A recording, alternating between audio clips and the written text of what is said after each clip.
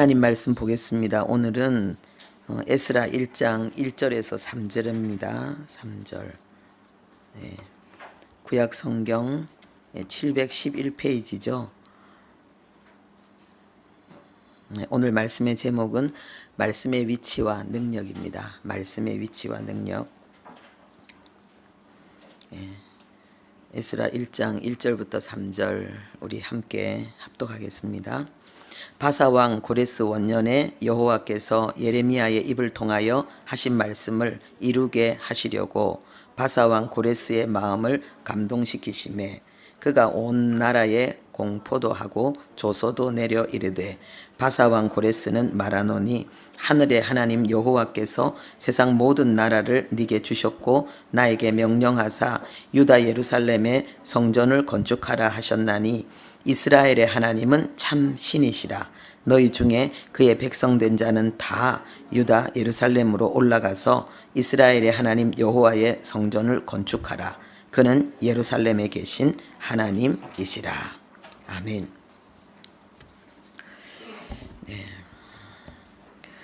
오늘 말씀을 통해서 여러분의 영혼과 삶 속에 하나님의 말씀이 있어야 될 그 위치를 회복하고 확립하는 은혜가 있기를 바랍니다.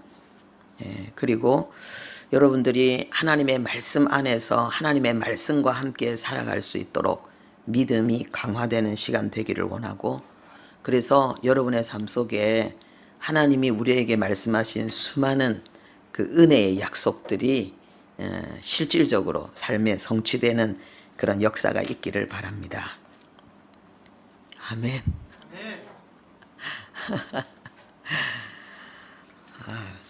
진짜인데, 진짜 이런 일이 일어나는데, 네. 하나님의 말씀이 영이요 생명이라 그랬잖아요. 그 말은 강단에서 선포되어지는 말씀이 여러분의 존재가 돼요. 내가 육신적으로는 어떤 사람이다라는 게 있잖아요, 그죠? 뭐 외모, 그리고 뭐 여러 가지 뭐 재능, 하고 있는 일, 뭐 이런 거 있잖아요. 영적인 모습, 영적인 활동력, 그거는 여러분이 듣는 말씀이 결정합니다. 그래서 설교자가 어떤 내용을 전하는지가 중요하고 또 그 내용을 여러분들이 받는 게 중요한 거예요. 하나님의 말씀이 나의 영의 사람을 만들고, 그리고 그 하나님의 그 생명, 조의 생명의 역사를 풍성히 누리게 하거든요. 하나님께서 성경을 신약 구약을 66권으로 우리에게 주셨는데 하나님이 우리에게 주신 목적이 있습니다. 목적. 여러분, 사람과 짐승의 차이가 뭐겠습니까? 물질과 생명의 차이가 뭘까요? 목적을 가지고 행하느냐 행하지 않느냐예요. 짐승은 목적이 없어요. 그냥 하루하루의 그 존재를 위해서 움직이고, 하루 그 자신의 존재를 위해서 모든 것을 사용하는 거죠. 그런데 우리 인간은 그게 아니죠. 단지 그냥 살기 위해서 사는 것은 인간의 모습이 아니죠. 우리 인간은 하나님과 같이 우리의 삶에 목적이 있습니다. 그래서 그 목적을 향해서 달려가는 것, 그것이 진정한 인간다움이죠. 그리고 그리스도인들은 하나님의 목적, 하나님의 목표를 우리의 인생의 표대로 삼고 나가는 자들이죠. 그래서 성경 66권 속에는 구원이라는 그 하나님의 목적을 다 펼쳐놓고 있는데, 그 구원의 내용이 뭐냐?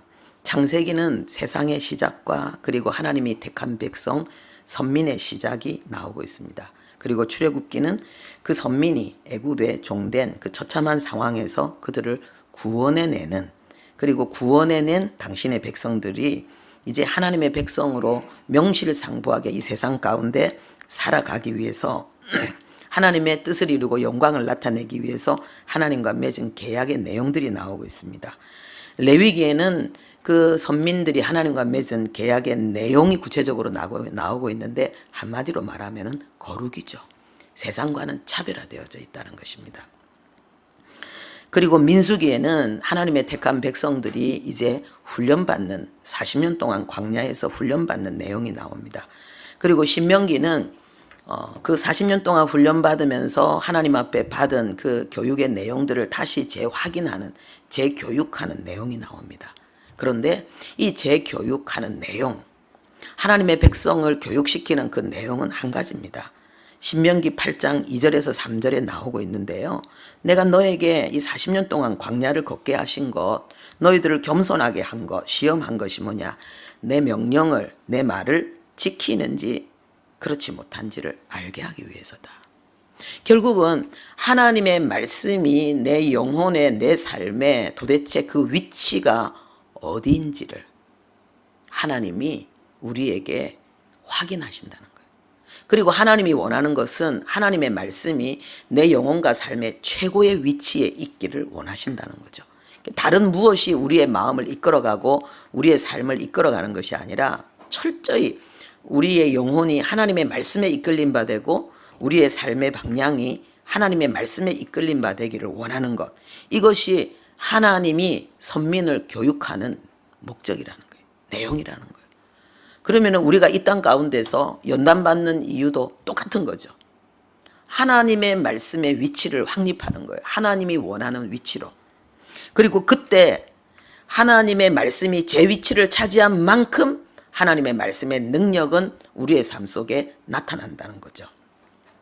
그리고 여호수아서에는 하나님이 약속하신 말씀 그대로 가나안 땅을 믿고 순종하여 나가는 자에게 가나안 땅을 정복하고 그 땅을 분배하는 일이 기록되어져 있습니다. 사사기에는 그렇게 하나님 앞에 은혜 받고 선택받은 백성들이 타락을 하지만 또다시 구원하는 하나님의 구원 역사가 기록되어 있습니다. 450년 그 사사시대를 통해서 이들이 하나님 앞에 범죄하고 타락하고 하나님을 떠난 세월은 100년입니다. 450년에서 100년이면은 그런데 그렇게 왕이 없으므로 그렇게 하나님 앞에 그릇 행하였다고 하나님이 그래 샀습니까? 우리가 그렇게 생각할 수 있잖아요. 그런데 여러분, 결혼 생활을 만약에 내가 45년을 결혼 생활 하는데 내 배우자가 툭 하면 나가서 바람 피우고 딴짓하고 그걸 다 모아보니까 10년이나 되더라. 그 세월을 다 끌어모아 보니까 45년 살은 중에 10년을 그렇게 나쁜 짓을 하고 딴짓을 하고 살았더라. 그러면 그 배우자를 여러분 어떻게 대하겠습니까? 그런데 하나님은 그럼에도 불구하고 항상 계속 또 구원하고 또 구원하고 호세아처럼 바람 피우고 정말 떠난 그 아내를 또 찾아오고 또 찾아오고, 특별한 사명이죠. 우리 하나님의 택한 백성을 향한 끝없는 하나님의 사랑, 그리고 회복시키는 하나님의 은혜, 이것을 설명하고 있습니다. 그런데 너무 쉽게 저렇게 사는 거 보니까 구원 안 받은 거야, 이런 식으로 쉽게 생각해서도 안 되고, 내가 전에는 정말 하나님의 자녀였고 구원받은 것 같았는데 지금 하나님이 나 버리셨는 것 같아, 이렇게 생각해서 안 된다는 거예요. 하나님의 나라는 그렇게 가볍지 않다는 거예요. 사람도 자식이 잘못하면 두드려 패기도 하고 붙들고 울기도 하고, 설사 자식이 살인을 저질러도 그 자식을 면회하면서 마지막까지 같이 하는 게 우리 인간인데, 하나님의 사랑이 우리 인간의 사랑보다 더 부족해서 잘할 때는 어이구 내 새끼 하고 복주고, 잘못하면은 호적에서 빼버리고 구원이 취소되고, 하나님 이렇게 하겠습니까? 그렇지 않다는 거예요. 네. 그리고 룻기에는 보면은 그 룻이 이방 여인이잖아요. 모압 여인이잖아요. 이방인의 구원. 우리가 바로 이 시대의 룻과 같이 이방인으로서 구원받은 하나님의 백성들이죠. 그리고 그런데 룻기에 또 더 중요한 주제가 있는데, 그 룻의 남편인 엘리멜렉 그 시아버지 엘리멜렉의 집안을 다 회복시키는 보아스의 역사입니다. 이것은 뭐냐면 형제를 아주 파멸과 고통에서 건져내는 그 형제의 구원, 사랑을 이야기합니다. 이때 이 형제, 구원하는 이 형제가 바로 예수님이죠. 그래서 우리가 구원받은 데 있어서 하나님이 우리를 구원하시는 이유가 뭐냐? 우리가 하나님의 아들이고 예수님의 동생이기 때문에 그렇다는 거예요. 할렐루야. 구원받을 만하죠. 하나님이 예수님을 보내서 건져낼 만하죠. 예, 우리가 그런 나의 하나님 앞에 그 선하지 못한 부분에 대해서는 우리가 한없이 내가 죄인 중에 괴수임을 고백하지만은 이런 나를 사랑할 수밖에 없고 이런 나를 구원할 수밖에 없고 이런 나를 끝까지 지키고 이끌어 갈 수밖에 없는 하나님의 마음을 살피면은 우리는 하나님의 자녀인 거예요. 하나님의 택한 백성인 거죠. 그래서 히브리서 2장 11절에 보면은 성자 하나님이 우리를 형제라 부르기를 부끄러워하지 않았다 그랬습니다. 그리고 로마서 8장 29절에도 예수님이 많은 형제 중에 맏아들이 되셨다. 최고 큰 형님, 맏형님이 되신 거예요. 그래서 어려운 동생 돌봐주는 거예요. 할렐루야. 우린 대단한 거죠. 보통 사람이 아닌 거예요. 네. 그리고 사무엘상은 사무엘과 그리고 사울에 대한 이야기고요. 사무엘하는 다윗에 대한 이야기죠. 또 열왕기상은 다윗의 아들 솔로몬에 대한 이야기죠. 그리고 성전을 짓는 내용이 나오고 있습니다.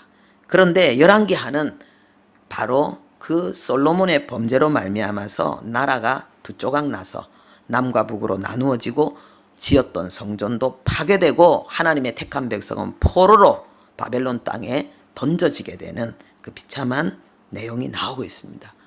이것은 하나님 버린 것이 아니죠. 오늘 우리가 에스라서 읽은 것처럼 그들의 영혼을 정화시키고 그들의 영혼 속에 그 하나님의 그 선민 그 공동체 속에 하나님의 말씀의 위치를 다시 재확립시키고 그래서 하나님의 능력이 다시 그들의 영혼과 삶을 사로잡도록 하기 위한 하나님의 특별 대책이었죠. 사랑하는 아들들을 채찍질하시고 징계하시는 그 하나님의 역사인 것입니다. 왜요? 잃어버리지 않기 위해서. 오늘 에스라서는 그 바벨론에 완전히 그 포로로 던져진 그들의 비참한 삶이 70년 만에 끝나고 다시 돌아오는 그 1차, 2차, 3차까지 포로 귀환의 역사가 일어나고 또 성전, 성벽 재건의 역사가 일어나는데 그 중에서 1차, 2차 그런 그 귀환의 역사 그 내용이 기록되어져 있습니다. 그런데 이 에스라는 거기에서 바로 두 번째 포로로 돌아오는 사람들의 그 지도자였습니다. 그런데 이 에스라서를 통해서 우리는 그 죄악의 수렁에서 하나님의 준엄한 심판을 받고 이방 땅에 던져졌던 그들이 다시 하나님의 말씀의 은혜에 붙들려서 돌아올 뿐만 아니라 그들의 영혼 속에 하나님의 말씀이 제 위치를 차지하는 영적인 대부흥의 역사를 우리가 에스라서를 보게 되는데 여기에 중요한 인물이 두 사람이 있습니다. 그게 오늘 우리가 읽은 데 나오는 1절에 나오는 고레스 왕이고요. 그리고 뒤에 또 7장에 나오는 그 에스라입니다. 이 에스라를 쓴 사람이기도 하죠. 먼저 우리가 고레스 왕에 대해서 한번 살펴보겠는데요. 1절에 페르시아, 바사는 페르시아를 이야기하죠. 고레스 원년에 이렇게 말하고 있습니다. 여기에서 이 말하는 것은 이 고레스가 그 페르시아를 전체를 통일하고 그리고 바벨론 땅까지 점령하고 승리한 그 다음 해를 페르시아 왕의 원년으로 이야기하고 있는데 바로 그것을 말하고 있습니다. 그런데 이 고레스를 통해서 하나님께서 이스라엘 백성을 포로 땅에서 건져내는데요. 하나님이 이 고레스를 통한 이 하나님의 백성들을 바벨론의 포로에서 다시 예루살렘으로 돌아와서 성전을 회복하게 하는 이 역사를 고레스 왕을 통해서 하겠다는 것을 하나님이 이사야 선지자를 통해서 고레스가 태어나기도 전 150년에서 한 200년쯤에 예언하셨습니다. 그 이름까지, 그 일까지 이스라엘의 목자라고 하나님 말씀하시면서 그대로 예언하셨고 그 예언이 그대로 성취된 것입니다. 이사야서 44장 우리 함께 보겠습니다. 구약성경 1023페이지 구약성경 1023페이지 이사야서 44장 28절 45장 3절까지 우리 보겠습니다. 이사야서 44장 28절, 구약성경 1023페이지, 1023페이지. 우리 함께 읽겠습니다. 고레스에 대하여는 이르기를 내 목자라 그가 나의 모든 기쁨을 성취하리라 하며, 예루살렘에 대하여는 이르기를 중건되리라 하며, 성전에 대하여는 내 기초가 놓여지리라 하는 자니라. 아멘. 이렇게 예언되어져 있습니다. 그리고 더 구체적으로 이제 또 설명합니다. 45장 1절부터 보겠습니다. 여호와께서 그의 기름 부음을 받은 고레스에게 이같이 말씀하시되, 내가 그의 오른손을 붙들고 그 앞에 열국을 항복하게 하며, 내가 왕들의 허리를 풀어 그 앞에 문들을 열고 성문들이 닫히지 못하게 하리라. 내가 너보다 앞서가서 험한 곳을 평탄하게 하며 논문을 쳐서 부수며 쇠빗장을 꺾고 네게 흑암 중에 보아와 은밀한 곳에 숨은 재물을 주어 내 이름을 부르는 자가 나 여호와 이스라엘의 하나님인 줄을 네가 알게 하리라. 아멘. 하나님께서 고레스를 통해서 하나님의 백성들을 돌아오게 만들 것이고, 그리고 성전을 다시 짓도록 할 것이라는 거죠. 그리고 열국이 이 고레스 왕 앞에 항복하게 될 것이고, 그리고 흑암 중에 보아와 은밀한 곳에 숨은 재물을 주어서 세계적인 패권국으로 이 페르시아가 일어날 수 있도록 하나님이 하시겠다고 하나님이 200년 전에 예언한 거예요. 근데 이 그 예언이 어떻게 구체적으로 이루어졌는지 우리가 고레스의 삶을 통해서 알 수 있습니다.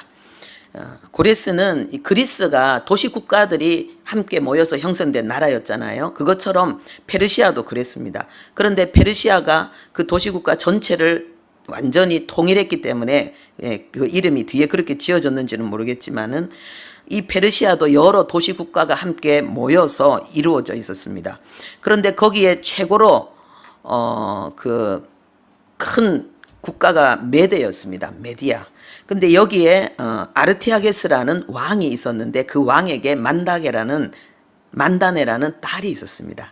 이 공주가 어느 날 꿈을 꾸었는데 자기가 소변을 보는데 그 소변이 완전히 그 도시 전체를 덮을 뿐만 아니라 아시아 전체가 그 공주가 눈 소변에 완전히 잠기는 그 꿈을 이 소녀가 꾼 거예요. 너무 이상하니까 아빠한테 얘기했겠죠. 그러니까는 아빠는 꿈을 잘 이렇게 해몽하는 그런 지혜자들에게 물어봤더니 뭐라고 얘기하냐면은, 이거는 이 공주가 낳은 아들이 아스티아게스 당신을 반역하고 그리고 아시아 전체를 점령하게 될 그것을 예지로 꾼 꿈이라는 거예요. 그러니까 이 왕이 기분 나쁜 거예요. 자기가 손자에 의해서 제거된다는 것, 이 사실에 완전 꽂혀가지고 이걸 어떡하지 고민을 한 거예요. 그래서 이 공주를 이름 있는 큰 도시의 왕에게 시집을 보내는 것이 아니고, 그 당시에 이 페르시아의 가장 작은 아주 가난한 기퉁이에 있는 안산이라는 나라의 왕 캄비세스 1세에게 이 만다네를 시집을 보냈습니다. 그리고 이 만다네가 시집가서 아들을 낳았습니다. 그런데 이 아들을 낳는 그 임신하고 있을 때 또 이 아스티아게스 왕이 꿈을 꿨는데 아주 회개망측한 꿈을 꾼 거예요. 너무너무 꿈자리가 안 좋은 거예요. 그래서 도저히 안 되겠다. 뭐 저기 시골로 보내고 뭐 저기 구석에 처박아 놓는 것으로 안 되겠다. 완전히 죽여야 되겠다라고 생각을 했습니다. 그래서 오른손 신하인 이 하르파고스에게 말해서 이 만다네가 낳은 아들을 죽이라 그랬습니다. 그런데 이 신하가 소치기 부부가 마침 낳은 아들이 있었는데 이 아들이 죽은 거예요. 그 아들하고 이 만다네 공주가 낳은 이 아들하고를 바꿔치기 한 거예요. 그래서 소치기 부부가 낳은 이 아들을 이렇게 보여주면서 장례식을 치러서 완전히 이제 이것이 그 왕의 생각에서 이게 잊혀지도록 만드는 거예요. 그런데 10년의 세월이 지난 어느 날 한 사건이 일어나게 됩니다. 소치기 부부의 아들로 자라고 있던 이 만다네의 이 아들이 이 동네 친구들하고 같이 왕놀이를 한 거예요. 왕놀이를 했는데 자기가 왕이 되고 친구들을 신하로 만들어서 그리고는 막 왕놀이를 하는데 그 중에서 이 한 놈이 말을 안 듣는 거예요. 왕의 명령을 어기는 거예요. 그래서 화가 나가지고 그 아들을 심히 팬 거예요. 그런데 이 아들이 왕의 신하의 아들이었다는 거죠. 그래서 이 아들이 집에 가서 아빠 그러면서 막 울었겠죠. 웬 놈이야 그러면서 그 놈을 찾아내라 그러면서 해서 했는데 이 왕 앞에까지 이 아들이 이 소치기 아들이 서게 된 거예요. 그런데 이 아스티아게스 왕이 딱 보는 순간에 자기 손자라는 걸 아는 거예요. 10살이라 되고 늠름하게 커 있는 모습이 딱 봐도 자기 손자인 거예요. 그런데 늠름하게 자란 이 손자를 차마 죽일 수가 없어서 이 손자는 자기 엄마 저 시골 이제 작은 나라 안산 엄마 아빠가 계신 곳으로 이 손자는 보내고 그 대신에 하르파고스를 불러서 이 괘씸한 놈하고 원수를 갚는데 어떻게 갚냐. 아주 성대한 식사 자리에 이 신하를 불러서 담소를 나누면서 식사를 하게 만들고는 이 음식이 너의 아들의 몸이다라고 이야기한 거예요. 그러니까는 이 신하의 아들을 죽여서 그 몸으로 그 고기로 이걸 만든 거예요. 고기처럼 이렇게 음식을 만든 거예요. 그러니까는 이 신하가 얼마나 마음에 분노가 일었겠습니까? 그래서 결국은 이 하르파고스가 앙심을 품고 나중에 이 고레스를 완전히 도와서 왕을 반역하고 이 페르시아 전체를 통일하도록 만들어 버립니다. 그래서 꿈이 그대로 이루어져 버린 거예요. 그런데 이 페르시아 전체를 이제 통일하고 난 다음에 주변 나라를 향해서 점점 더 그 세력을 확장시켜 나가기를 원했는데 이 고레스 왕이 이 주변에 보니까는 뭐 아수르도 있고 바벨론도 있고 그런데 리디아라는 나라도 있었습니다. 근데 이 바벨론을 먼저 공격하지 않고 이 고레스 왕이 리디아를 먼저 공격했습니다. 리디아는 당시 최고의 부국이었습니다. 어마어마한 부가 그 나라에 있었습니다. 그래서 그 나라를 공격했는데 2주 만에 이 나라를 점령해 버린 거예요. 왕을 잡아가지고 이제 이 왕을 화형시키려고 불을 피웠는데 하늘에서 비가 내려서 그 불이 꺼진 거예요. 그래서 이 고레스가 그 왕의 이거는 하늘의 뜻이다. 이거는 하나님이 이 사람을 살리기를 원하신다. 그래가지고 이 사람을 불러서 얘기를 나누는데 너무 이 사람이 좋은 거예요. 그래서 이 고레스는 자기 죽을 때까지 이 리디아 왕, 이 크레이소스를 자기 절친으로 삼았고 그리고 자기의 상담자, 조언자로 삼았습니다. 그리고 자기가 죽을 때에도 아들에게 이 왕을 특별히 잘 대하기를 부탁했습니다. 근데 중요한 건 뭐냐 하면은요, 이 리디아의 어마어마한 부가 고스란히 고레스 왕에게 넘어왔습니다. 왜냐하면 전쟁을 하고 나면은 침략하고 난 다음에 그 다음에는 그 땅에 있는 모든 것들을 뭡니까? 강탈하는 그런 일들이 일어나잖아요. 이제 군인들이 막 흩어져서 막 죽이고 막 부수고 막 하면서 그러잖아요. 그런데 이 리디아의 이 크레이소스 왕이 뭐라고 말하느냐? 이미 이 리디아의 모든 부는 당신의 것입니다. 리디아는 당신의 것인데 굳이 그렇게 약탈하면서 파괴하면서 할 필요가 뭐 있습니까? 이 부를 고스란히 그냥 가져가십시오. 참 이 왕이 지혜로운 거죠. 그러니까 백성들의 그 모든 산업과 모든 것이 하나도 피해를 보지 않고 고스란히 페르시아의 부로 다 들어오게 된 거예요. 놀라운 일이죠. 그래서 하나님께서 이사야 선지자에게 이야기한 거, 내가 너에게 흑암 중의 보화와 은밀한 곳에 숨은 재물을 주겠다는 이 약속이 그대로 이루어진 거예요. 그래서 이 어마어마한 부를 가지고 엄청난 군자금을 확보하고 마침내 아수르와 바벨론까지 완전히 삼켜버리고 페르시아는 대제국이 되어져 버린 거예요. 그리고 이스라엘 백성을 예루살렘으로 돌려보낸 거죠. 할렐루야. 만약에 이 고레스가 페르시아의 왕이 되고 그리고 바벨론을 점령하지 않았다면은 이 이스라엘 백성들은 계속해서 바벨론의 포로 생활을 했어야 되는 거예요.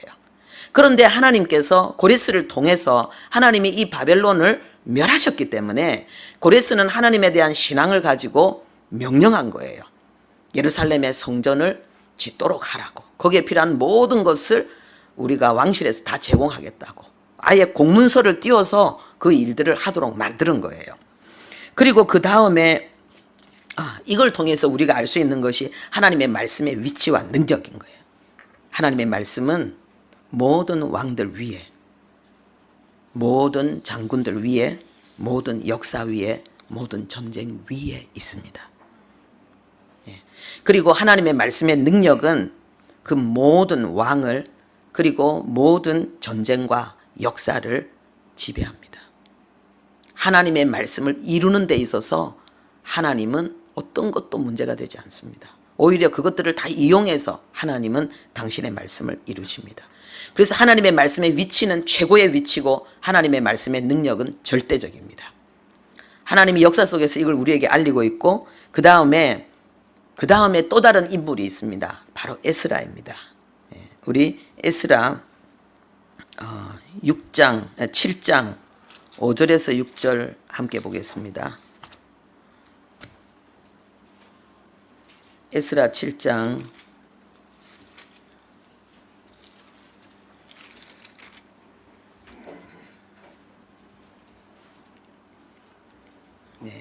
5절에서 6절 보면은 5절에는 이 에스라가 대제사장 아론의 16대 손이라는 내용이 나오고 있습니다. 우리 6절 함께 읽겠습니다.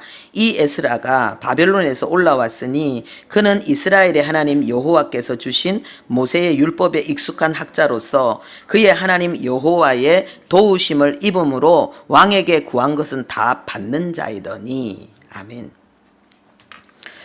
이 에스라를 통해서 이스라엘 백성들에게 말씀 공부, 말씀 운동이 일어나게 되고, 그리고 회개 운동이 일어나게 되는데, 먼저 이 에스라가 제사장이었습니다. 바벨론 땅에 포로로 끌려간 제사장의 아들이죠. 그러니까 제사장이죠. 그런데 제사장의 업무를 할 수가 없는 거예요. 제사장의 업무가 크게 두 가지 있는데, 첫 번째 업무가 뭐냐? 성전에서 동물의 제사를 드리는 거잖아요. 백성들이 동물의 제사를 드릴 때 그것을 돕는 일을 하는 것이 제사장의 첫 번째 일이고, 그 다음에 두 번째 일이 뭐냐 하면은 이 제사장들이 하나님의 그 말씀, 율법을 잘 백성들에게 가르치고, 그래서 말씀을 준행하게 만드는 것이 두 번째 일인 거예요. 성전이 파괴되고 이방 땅에 던져졌으니 첫 번째 동물 제사 드리는 일을 이 제사장은 못하고 있는 거죠. 그런데 그 첫 번째 가장 중요하게 여겼던 그 일을 못한다고 해서 못마땅하게 여기고 아쉬워 여기고 낙담하는 것이 아니라 그 두 번째 일에 이 에스라는 집중한 거예요. 근데 에스라만 집중했겠습니까? 여기 우리 5절에 보면 아비수아의 13대 손이요 비느하스의 14대 손이요, 이게 뭡니까? 신앙 전수를 이야기하는 거예요. 이 에스라가 오늘날 하나님의 말씀에 붙들려서 이스라엘 백성들을 회복시키는, 하나님의 나라, 하나님의 선민을 일으키는 일에 쓰임받은 것이 부모님들의 그 신앙이 그대로 전수되어지고 그 열매라는 것을 하나님 우리에게 알리고 있는 거죠. 그래서 우리가 참 예수 잘 믿어야 되고, 그리고 예수 잘 믿는 우리의 모습을 또 우리 자녀들에게 같이 열매 맺도록 해야 되는 것입니다. 지금 이제 에스라는 하나님이 에스라에 대해서 뭐라고 말씀하시는가? 그는 모세의 율법에 익숙한 학자였고 하나님의 도우심을 받아서 왕에게 구하는 모든 것을 다 받는 자라는 거예요. 여기에서 하나님은 말씀의 위치와 능력을 우리에게 다시 한 번 더 확인시킵니다. 예. 하나님의 말씀에 익숙한 자, 이것은 하나님의 말씀에 능숙한 자, 하나님의 말씀으로 살아내는 데 있어서 하나님의 말씀이 준비된 자라는 거죠. 하나님의 말씀이 내 영혼 속에 올바른 위치를 확립하고 있지 않다면 말씀으로 살 수가 없죠. 그런데 에스라는 그 영혼 속에 하나님의 말씀이 최고의 위치를 차지한 자라는 거예요. 그러니까 그 말씀의 능력이 나타나서 뭡니까? 하나님의 도우심을 받고, 그리고 왕이 에스라가 요구하는 모든 걸 다 들어줬다라고 이야기하는 거예요. 할렐루야. 누가 또 생각납니까? 에스더가 생각나죠. 네 소원이 무엇이냐? 내가 나라의 절반이라도 주겠다. 죽으면 죽으리라 하고 말씀에 순종하여 기도하고 나갔더니 그 역사가 일어나는 거예요. 또 요셉이 뭡니까? 바로가 요셉을 보면서 너처럼 하나님의 신에 충만한 사람을 내가 본 적이 없다는 거예요. 내가 너를 애굽의 정리로 세우겠다는 거예요. 나 말고는 이 애굽에 너보다 더 높은 이름이 없다는 거예요. 하나님의 말씀이 붙들린 자. 요셉은 어느 정도로 붙들렸습니까? 자기가 그 많은 고난을 당했는데 그 모든 고난에 대해서 형들이 두려워 떨 때에 아버지가 죽고 난 다음에 아이고 제가 아버지 때문에 우리한테 잘했지. 지를 죽이려고 했는데 노예로 팔았는데 진심으로 나를 사랑할까? 우리에 대한 그 친절이 그 미소가 진실일까? 형들은 의심이 되는 거예요. 자기 마음 짚은 남 생각하는 거니까 두려운 거예요. 그래서 아버지가 돌아가시고 난 다음에 형들이 두려워 떨면서 야 요셉아 우린 진짜 너를 위해 살 거야. 네가 우리 대장이야. 막 이렇게 이야기하니까 요셉이 너무 슬퍼서 그 형들의 마음을 알고 걱정하지 마십시오. 하나님께서 형들을 구원하시고 형들의 자녀들을 구원하시기 위해서 하나님께서 나를 먼저 이곳에 보냈습니다. 이렇게 말하는 거예요. 여러분 이것이 하나님의 말씀의 능력이에요. 하나님의 말씀이 그 영혼에 하나님의 말씀이 있어야 될 위치를 바로잡을 때에 그 하나님의 말씀이 그 사람의 인격을 그 사람의 내면을 완전히 변화시킨 거예요. 할렐루야. 성령의 열매가 이런 거죠. 성령의 열매가 이런 거예요. 우리가 인간적인 사랑으로는 비교할 수 없는 진실한 사랑, 겸손, 충성. 그게 하나님의 말씀이 내 영혼의 최고의 위치를 정확하게 차지했을 때, 그것이 계속 지속되었을 때에 성령의 열매가 그렇게 맺히는 거죠. 에스라가 바로 그랬다는 거예요. 에스라가 이 축복을 받은 것입니다. 그런데 에스라는 10절에 보면은요, 에스라 7장 10절에 보면은 에스라가 하나님 앞에 뜻을 정한 게 나오고 있습니다. 그게 뭐냐 하면은, 자기가 이제 예루살렘에 올라와서 하나님 앞에 이 이스라엘 백성들의 지도자로서 제사장으로서 내가 뭘 해야 될까? 평소 때 가지고 있던 뜻을 다시 한번 확립한 거죠. 우리 10절 함께 읽겠습니다. 에스라가 여호와의 말씀을 연구하여 준행하며 율례와 규례를 이스라엘에게 가르치기로 결심하였다. 여러분 우리는 결심을 자주 해야 되고 결심을 잘 해야 돼요. 엉뚱한데 결심하면 안 돼요. 이놈 내 가만 안 둘 거야. 이런 결심하면 안 돼요. 내가 이제 이런 대접 받고는 못 살아. 이런 결심하면 안 돼요. 이 결심은 우리의 마음에 우리의 생각의 마디와 같아요. 우리의 몸의 마디와 같아요. 그러니까 제가 지금 움직이자 요 마디, 팔만 움직이잖아. 요 위에는 안 움직이잖아. 요 마디를 통해서 구분시켜 버리는 거예요. 우리가 하나님의 말씀에 근거해서 올바른 생각을 올바른 결심을 딱 할 때에 그때부터 내가 바뀌는 거예요. 내 영혼이 바뀌는 거예요. 진짜 하나님의 말씀을 딱 듣고 그리고 내 영혼이 결심을 딱 하는 거예요. 이제는 난 사랑만 하리라. 나는 절대로 미워하지 않으리라. 시기질투하지 않으리라. 오직 사랑만 하니라. 나는 감사만 하리라. 원망불평하지 않고 오직 나는 감사만 하리라.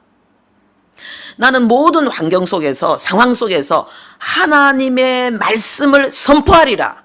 사람 눈치 보고 하나님의 진리를 선포하고 밝혀야 될 중요한 순간, 어둠 앞에 빛을 드러내야 될 중요한 순간에 내가 위축되고 눌리고 의기소침해지고 두려워하고 짓지 못하는 개처럼 입을 다물지 않고 나는 중요한 순간에 말하리라. 진리를 선포하리라. 나는 영혼을 구원하기 위해서 계속 복음으로 사람들의 영혼을 찌르리라. 기회만 있으면 나는 찌르리라. 친구에게, 이웃에게, 직장 동료에게 툭툭 던지는 거예요. 한마디씩. 내 영혼의 삶에서 갈고 아주 예리하게 만든 그 진리의 말씀 하나를 쿡 찌르고 쿡 찌르는 거예요. 이게 달까요? 왜 인간의 삶은 영원하지 않죠? 삶에서 가장 중요한 게 뭘까요? 진정한 행복이 어디서 올까요? 사람은 어느 정도 사랑할 수 있을까요? 막 찌르는 거예요. 상대방을 막 찌르는 거예요. 불신자에게 전도할 때. 그러면서 아이고 그러게 말이에요. 그렇게 하면은 그때부터 조금씩 쫙 풀어내는 거죠. 그래서 이게 전도의 기름 부음, 영혼을 만났을 때 그 영혼이 진리를 추구하는 사람인지 아닌지 그것을 찔러보는 거죠. 이걸 결심하는 거예요. 안 그러면은요 1년 365일 입 딱 다물고 한 사람한테도 복음 안 전하는 경우가 있어요. 만나는 수많은 사람들 한 번도 입술로 복음을 전하려고 애쓰지 않는 경우가 있어요. 그래서 우리는 이런 결심이 필요한 것입니다. 그래서 지금 에스라는 결심했어요. 예. 첫 번째가 뭐라고요? 말씀을 연구하기로 결심했습니다. 여러분, 그러면 우리가 말씀을 연구하기 위해서 신학교 가야 될까요? 인터넷으로라도 신학 공부해야 될까? 이건 그런 차원이 아니에요. 여러분, 선교지 같은 경우에는 정말 성경 66권도 없어가지고 성경 몇 권 가지고 뭐 요한복음 가지고 마태복음 가지고 신앙생활하는 경우도 있지 않습니까? 막 필사하고. 이거는 성경을 많이 아는 것보다 그런 지식적으로 많이 아는 것이 아니고 성경을 어떻게 연구하는가. 성경을 자꾸 찾아가는 거예요. 말씀을 계속 찾아가는 거예요. 이 말씀에 대해서 하나님 앞에 계속 묻는 거예요. 이 하나님의 말씀을 정말 깨닫고 실천하기 위해서 노력하는 거예요. 이게 말씀을 연구하는 거죠. 꼭 뭐와 같지요? 우리 어머님들이 맛있는 음식을 가족들에게 대접하기 위해서 가족들로 맛있는 음식으로 이왕이면 더 섬기기 위해서 이렇게 해볼까 저렇게 해볼까 저렇게 해볼까 그리고 유튜브에 좋은 내용이 있으면 그것도 레시피 다 가고 한번 해보기도 하고 뭐 잘 안 되면 그럼 또 이렇게 해봐야지 계속 노력하는 거. 이것처럼 우리가 하나님의 말씀을 늘 생각하는 거죠. 읽는 것만 성경을 연구하는 게 아니라 생활 속에서 하나님 말씀을 생각하는 거예요. 계속 생각하는 거예요. 하나님 말씀에는 뭐라고 그랬지? 계속 생각하는 거예요. 그리고 잘 모를 때는 좀 더 잘 알 것 같은 사람에게 물어보는 거예요. 이 말씀의 뜻은 뭐고? 이 말씀을 실천하려면 어떻게 해야 되느냐고. 이런 것이 말씀을 연구하는 거죠. 그리고 말씀을 준행하는데 제가 오늘 아침에 아름다운 사진 하나를 제가 찍었습니다. 근데 표현이 내 사진을 그만 잘 찍지 못한 것 같아요. 안 나오나요? 네, 감사합니다. 여기. 여러분 보기엔 어떤가요? 진짜 너무 아름다워서 제가 묵상을 하다가 찍었어요. 누가 만드셨어요? 하나님 만드셨죠. 지금 얘가 제 방에 들어와서 지금 두 번째 꽃을 피우고 있는 거예요. 너무 아름답게 꽃을 피우고 있죠.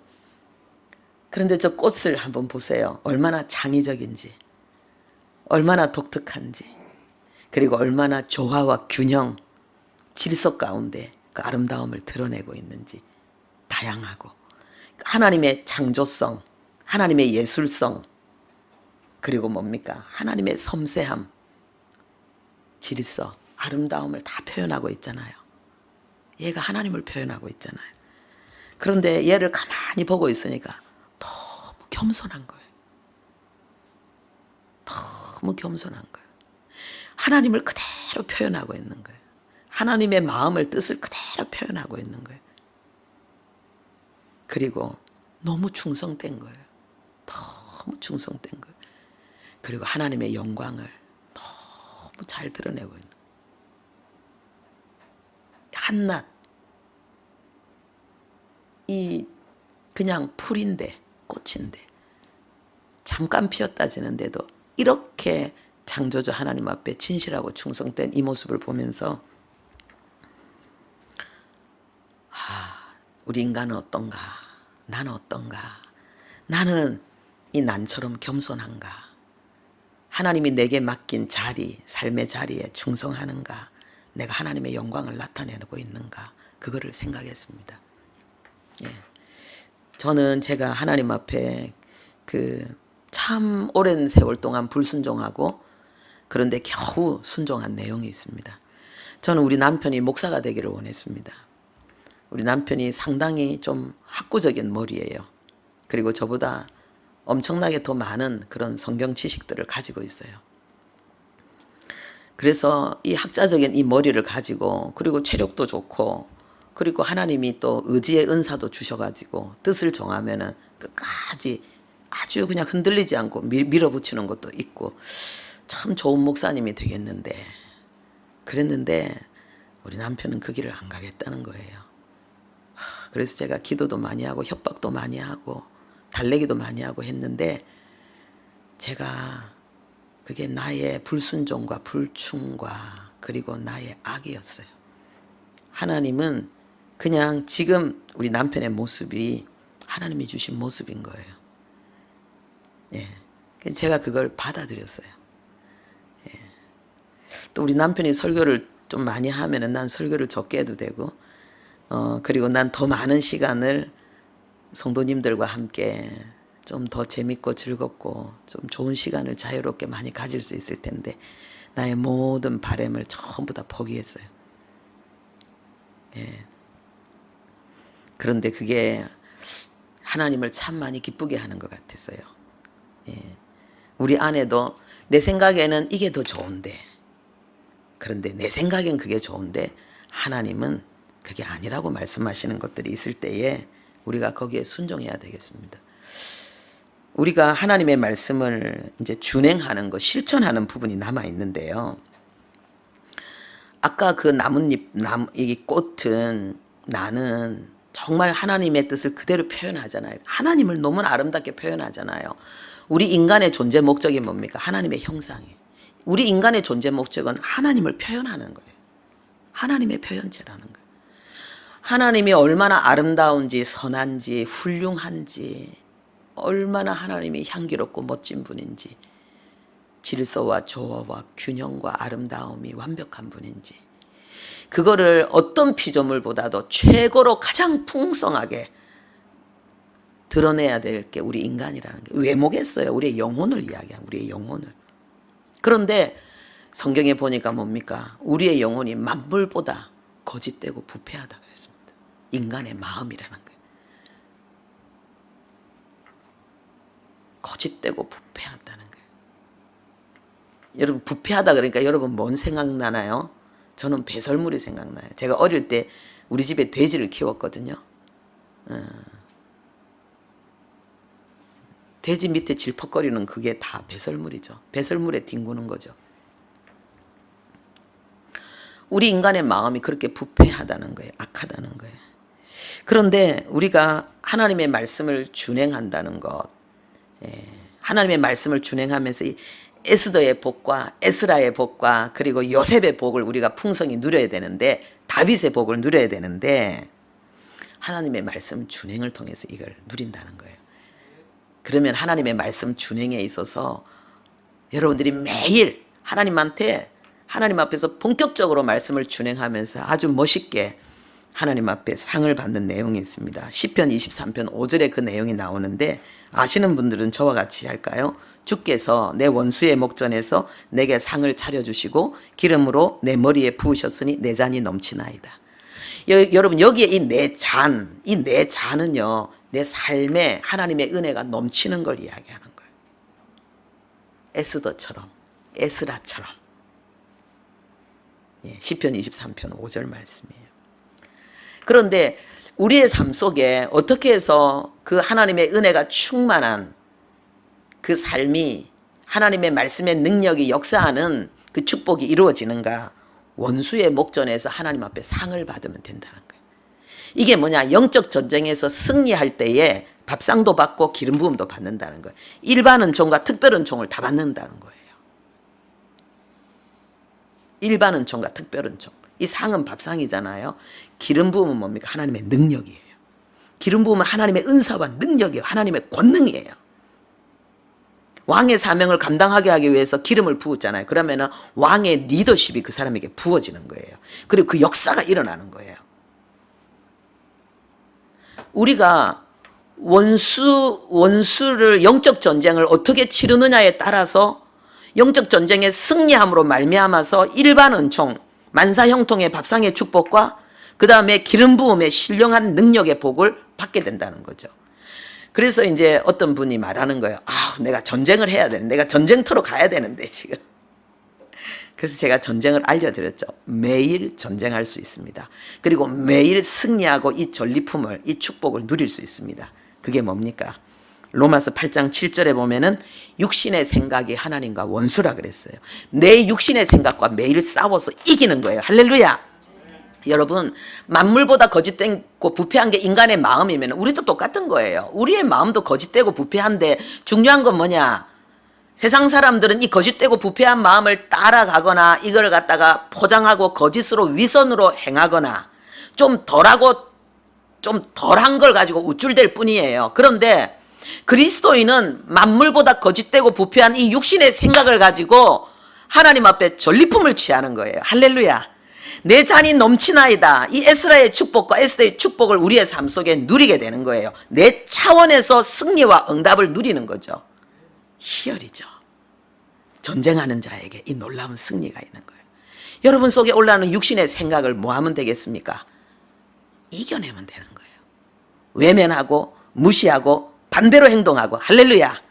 내가 아니라는 거예요. 내 속에 있는 이 육신의 생각은 이미 육신의 정욕은 예수님이 십자가에서 끝냈다는 거예요. 나의 옛사람은 예수님이 십자가를 통해 이미 해결했다는 거예요. 이건 내가 아니라는 거예요. 내가 아니면 뭐예요? 하나님의 원수인 이거를 내가 철저하게 제거해야죠. 매일 육신의 생각이 얼마나 많이 올라와요. 짜증나고 신경질나고 시기질투하고 낙심하고 미워하고 원망불평하고 이게 전부 마귀가 주는, 그리고 오랜 세월 동안 육신 속에 이미 완전히 습관적으로 쌓여서 나오는 거잖아요. 근데 이 모든 순간에 이걸 이기는 거예요. 할렐루야. 그러면은 뭐가 됩니까? 하나님 앞에 상을 받는 거예요. 일반 은총의 축복과 기름 부음의 새로운 초자연적인 하나님의 능력이 나에게 임하는 거예요. 그러면은 죄가 많은 곳에 은혜가 많다는 말씀이 이해가 되겠죠? 예, 이게 많이 올라올수록 이기면은 나는 어마어마한 은혜를 받는 거예요. 어마어마한 은혜를 받는 거예요. 나 때문에 내 속에 올라오는 육신의 생각 때문에 여러분 더 이상 낙심하고 좌절할 게 아니고 보석을 만난 것처럼 할렐루야 그러고 팍 이러면 되는 거예요. 또 올라오면 할렐루야 그러고 팍 이러면 되는 거예요. 내가 아니라는 거예요. 바울이 그랬잖아요. 내가 원하지 않는 것을 하면은 내가 아니요 내 속에 거하는 죄니라. 그러니까 바울이 나는 죄인 중에 괴수라고 하면서도 나의 달려갈 길을 다 마치고 아버지께서 내게 맡긴 사명을 나는 다 감당하고 나를 위해서 의의 면류관이 예비되었다고 고백한 거예요. 할렐루야. 이 간단한 거예요. 이게 여러분 매일 전쟁하십시오. 매일 전쟁하십시오. 내 속에 있는 육신의 생각, 내 속의 옛 자아, 이 괴물을 날마다 이 골리앗을, 이 드릴라를 날마다 처단하시고 하나님 앞에 늘 상을 받는 여러분 되시기를 바랍니다. 그리고 뭐 하느냐? 이제 다른 사람에게까지 이 행복, 이 승리, 이 거룩의 영광이 흘러가도록 가르치는 거예요. 가르치는 거예요. 여러분 에덴 동산에 보면은요. 에덴 동산에 보면 강이 4개가 흘렀잖아요. 예, 비손, 기혼, 티그리스, 유프라테스 강이 흐르고 있잖아요.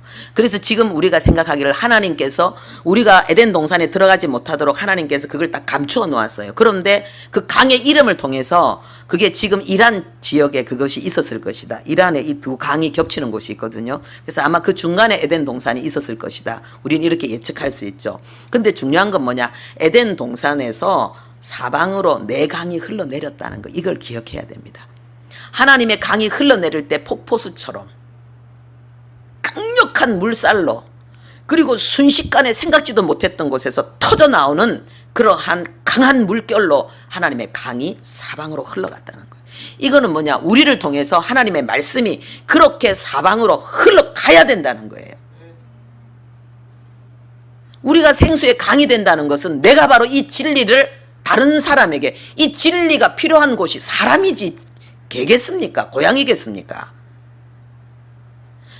이 생수의 강은, 이 생명의 복음은 사람에게 흘러가는 거예요.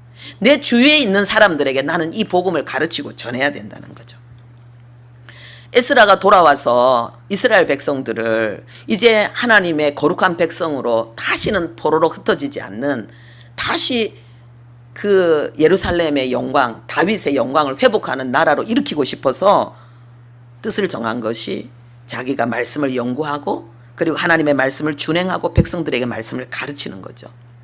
백성들도 말씀을 준행하고 연구하고 가르치게 만드는 거죠. 이걸 위해서 이 에스라가 한 게 뭔가.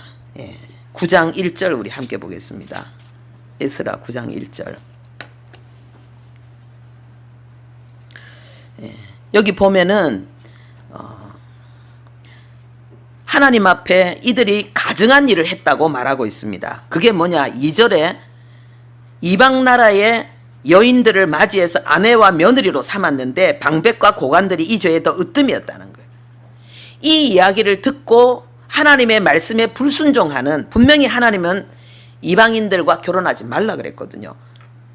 그런데 하나님의 말씀에 불순종해서 이방 여인들과 결혼한 이 일에 대해서 지금 에스라가 백성들에게 온 몸으로 가르칩니다. 우리 3절 함께 읽겠습니다.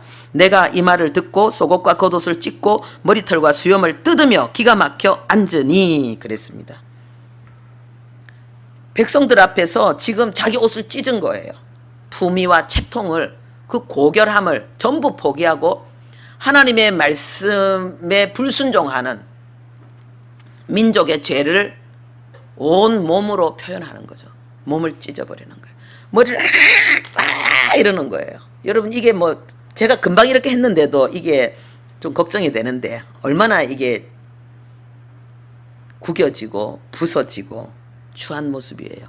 에스라가 이것을 거침없이 백성들 앞에 보였습니다. 여러분, 우리는 하나님의 말씀 때문에, 하나님의 말씀, 내가, 우리 가족이, 우리 이 민족이 하나님의 말씀에 순종하지 않고 하나님의 말씀을 범하는 그 죄로 인해서 내 옷을 찢고 내 머리털을 주워 떠든 적이 있습니까? 그리고 4절에 보니까는요, 이 4절에 보니까 하나님의 말씀이 뭐라고 말하는가? 하나님의 말씀으로 말미암아 떠는 자가 이 사람들의 죄 때문에 기가 막혀 앉아 있었다 그랬습니다. 에스라는 자기 자신을 하나님의 말씀에 떠는 자라고 표현하고 있습니다. 여러분, 나 자신과 우리 가족과 민족의 죄 때문에 하나님 앞에 사시나무 떨듯이 벌벌벌 떨어본 적이 있습니까? 벌벌 떨면서 하나님 나를 살려주십시오. 우리를 살려주십시오. 하나님 앞에 몸부림쳐 본 적이 있습니까? 지금 에스라는 그러고 있는 거예요. 기가 막혀서 망연자실해서 이러고 있다는 거예요. 그리고는 6절에 보니까 하나님이여 내가 부끄럽고 낯이 뜨거워서 하나님 앞에 얼굴을 들지 못하겠습니다. 하나님 앞에 너무 죄송스러워서 나와 우리 가족과 민족의 죄 때문에, 우리 교회 공동체의 죄 때문에 하나님 앞에 낯이 뜨거워서 얼굴을 들지 못하고 고개를 숙이고 하나님 앞에 신음해 본 적이 있습니까? 지금 에스라는 이러고 있는 거예요. 이 모습을 백성들 앞에 보이고 있는 거예요. 그러면서 이 에스라는 뭐라고 또 말하는가? 우리가 지은 죄에 비해서 우리는 이 형벌이 가볍습니다라고 13절에는 또 말하고 있습니다. 우리의 죄악보다 형벌을 가볍게 하시고,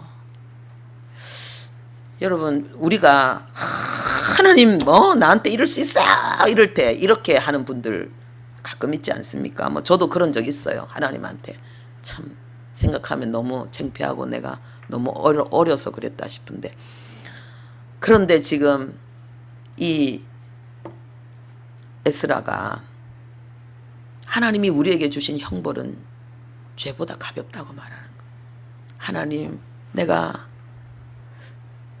더 큰 벌을 받아 마땅한데 이만큼이라도 참아주셔서 감사합니다. 참 우리 그렇잖아요. 너무너무 매 맞을 때는 하나님 너무하시다. 아니 그런 거 가지고 이렇게 지긋지긋하게 이렇게 고통스럽게 괴롭히는가. 도대체 언제 이 고난이 끝나는가 막 이렇게 싶은데, 그 고난이 다 끝나고 하나님의 위로와 회복을 받으면은 하나님 감사합니다. 가볍다고 느껴지는 거예요. 참 하나님 은혜죠. 그런데 그 고난의 순간에도 이렇게 오히려 가볍다고 말하는 이 은혜가 우리 안에 있기를 바랍니다. 네. 지금 에스라는 말로만 가르친 것이 아니라, 지식으로만 전달한 것이 아니라, 하나님 말씀 앞에 두려워 떠는 모습으로 자기의 몸을 완전히 흥크러뜨리면서요, 옷을 찢으면서 어린애처럼 엉엉 울부짖으면서 몸부림치면서 하나님의 말씀의 위치를 백성들에게 보여주는 거예요. 온 몸으로, 무너진 모습으로, 부서진 모습으로, 천한 모습으로 백성들에게 하나님의 말씀을 가르치고 있는 거예요. 그래서 백성들이 변화되어졌습니다. 10장 1절에 보니까 에스라가 이렇게 하나님의 성전 앞에서 엎드려서 울고 기도하고 끊임없이 죄를 자복하면서 가슴을 치고 통곡하고 이렇게 몸부림칠 때에 많은 백성들이 몰려들었습니다. 그들도 함께 통곡하고 큰 무리가, 그냥 남녀노소 할 것 없이 큰 무리가 함께 모여왔습니다. 그러면서 2절에 보니까는요, 위로합니다. 아직도 우리에게 소망이 있습니다. 여러분, 고난 가운데 소망이 뭡니까? 범죄, 죄의 수렁에서의 소망이 뭡니까? 회개입니다. 회개입니다. 그러면서 우리가 따르겠습니다. 당신의 가르침을 따르겠습니다라고 3절에 이야기합니다. 그리고 12절에도요, 당신의 말씀대로 우리가 마땅히 행하겠습니다. 고백하는 거예요. 이 백성들은 그냥 니네 할 거 없이, 그리고 지도자들이 오히려 더 이방 여인들과 결혼하는 모습을 보면서 그 양심이 무뎌진 거예요. 신앙 양심이 무뎌진 거예요. 그런데 이 에스라가 몸부림치면서 고통하는 이 모습을 보면서 영혼이 깨어나기 시작한 거예요. 양심이 깨어나기 시작한 거예요. 맞다. 이거는 하나님 말씀에 금한 것이지. 우리가 하나님의 말씀에 순종하지 않아서 우리가 하나님 앞에 그렇게 성전이 무너지고 이방 땅에 던져지고 포로가 되고 고통을 당했지. 하나님은 부족한 우리를 당신의 백성으로 불러주셔서 오직 하나밖에 요구하지 않는데 하나님의 말씀에 순종하는 것. 근데 우리는 왜 이것에 그렇게 순종하지 않는 이 삶을 즐기고 그리고 대수롭지 않게 여기면서 하나님 앞에 이렇게 악을 행했을까? 에스라처럼 괴로워하는 게 맞는데, 에스라처럼 고통하고 슬퍼하는 게 맞는데 왜 우리는 그렇게 못했을까? 막 뉘우치는 거예요. 그러면서 영적인 부흥이, 하나님의 말씀이 다시 에스라처럼 이스라엘 백성들의 영혼에 올바른 위치를 차지한 거예요. 그 영혼과 삶의 최고의 위치를 차지하고, 그리고 하나님의 능력이 이들의 이 이스라엘 백성 전체를 향해서 다시 흘러나오기 시작하는 거예요. 여러분, 나는 어떤가? 나는 정말 하나님의 말씀 앞에 얼마나 떨어봤는가? 내 옷을 찢으면서 내 머리를 뜯으면서 내 속에 있는 그 하나님을 대적하는 세력을 괴로워하면서 성령의 도우심을 하나님 앞에 구해본 적이 있는가? 나의 죄뿐만 아니라 우리 가족이나 한국교회, 민족 공동체의 그 연약함을 위해서 하나님 앞에 이렇게 울어본 적이 있는가?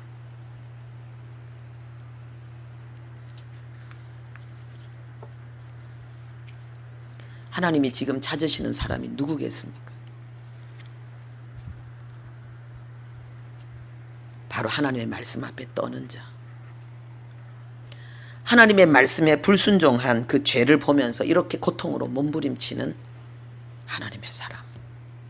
지도자가 백성들에게 가장 먼저 보여야 될 모습이 바로 이런 거라는 거죠. 그리스도인들이 세상 가운데 보여야 될 모습이 바로 이거라는 거죠.